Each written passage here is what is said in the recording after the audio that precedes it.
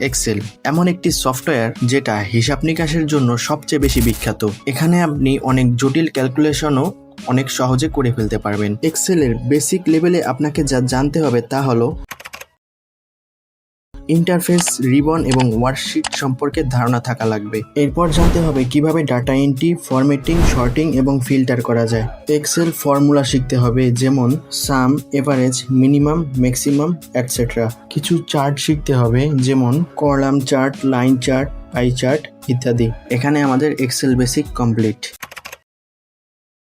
এখন এক্সেলের ইন্টারমিডিয়েট লেভেলে যে বিষয়গুলো শিখবেন তা হলো লজিক্যাল ফর্মুলা, যেমন if, and, or, lookup formula, example VLOOKUP, HLOOKUP, index match, text function, date and time function, এ সকল বিষয়েও ধারণা রাখতে হবে। তারপর conditional formatting, pivot table, pivot chart, এগুলো শিখলেই আমাদের ইন্টারমিডিয়েট লেভেল কমপ্লিট। এখন আসি অ্যাডভান্সে যা যা শিখবেন।